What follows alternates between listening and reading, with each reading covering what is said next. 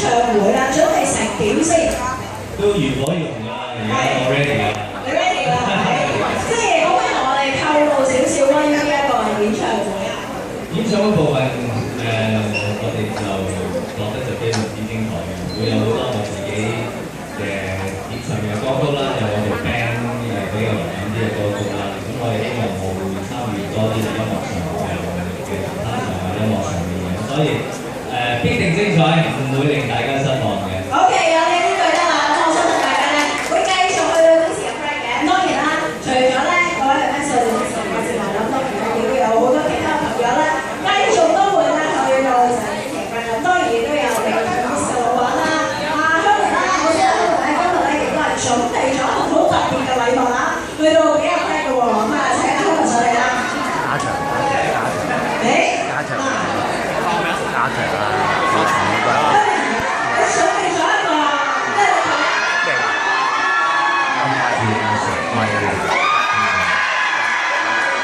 希望阿 Fred 越唱越強啦，越唱越多歌迷嘅接受嘅。希望佢一路為香港樂壇去貢獻，做更多好嘅歌啦。呢個演唱會我同阿 Fred 都好大期望。咁喺呢度我要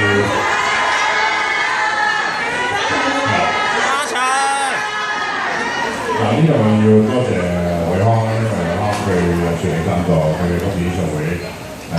多謝 Neway 啦，因為 Neway 會同我一齊搭檔去拍低嗰次演唱會。咁就係啦，多謝大家一路支持佢。嗰晚大家應該會好滿意，希望大家會滿意阿 Fred 嘅第一晚嘅演唱會演出。一路支持佢。係啦，咁就呢度聽緊嘅。我哋係咪應該要將呢一個嘅禮物去送俾大家？我哋兩位一齊幫覆上先。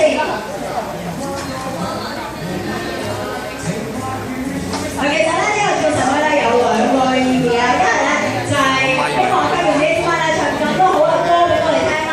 另外一個意義咧就係好似呢一支咪咁啊，大家見到啦，非常之閃耀，咁亦都希望我哋咧嚟緊嘅時候喺舞台上面好似呢支咪咁樣非常之閃亮嘅。